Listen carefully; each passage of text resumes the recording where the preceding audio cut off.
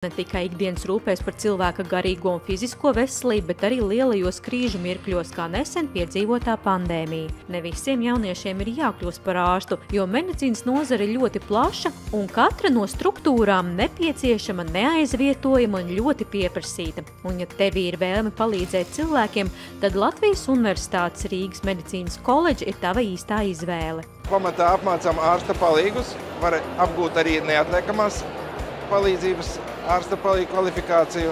Ir arī masieri mums un optometrista asistenti. Latvijas Universitātes Rīgas medicīnas koledžā iespējams iegūt profesionālu augstāko izglītību atbilstoši Eiropas Savienības prasībām, ko nodrošina gan zinošie un pieredzes bagātie nozares profesionāļi, gan ar mūsdienīgām tehnoloģijām aprīkotā materiāla tehniskā bāze.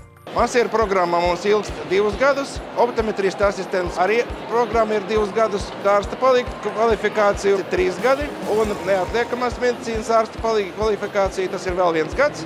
Latvijas Universitātes Rīgas medicīnas koledžā iespējams iestāties pēc 12. klases, kad iegūts vidējās izglītības atestāts, lai arī mācību process ir saistīts ar eksaktajiem priekšmetiem, gan pasniedzēji, gan audzēkņi iedrošina nebaidīties, jo viss notiek secīgi. Ārsta palīgu profesijā mēs apmācību sākām ar padziļinātu anatomijas apguvi, fizioloģijas, farmakoloģiju mēs mācām no jauna visu, ja? Tā kā faktiski būtu vēlams zināt bioloģiju, ķermeņa uzbūvi un ķīmijas pamatus, ja?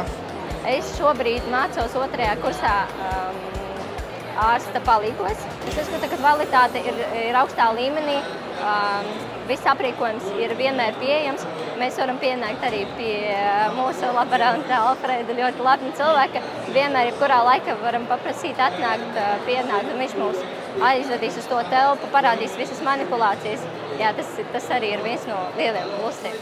Mācoties Latvijas Universitātes Rīgas medicīnas koledžā, tev būs iespēja ne tikai iegūt teorētiskās zināšanas, bet iegūt pieredzi praksē vadošajās Latvijas medicīnas iestādēs, kā arī piedalīties starptautiskajās apmaiņas programmās Erasmus Plus un Nord Plus. Turklāt daudz audzēkņi paralēli mācību procesam uzsāk arī darba gaitas.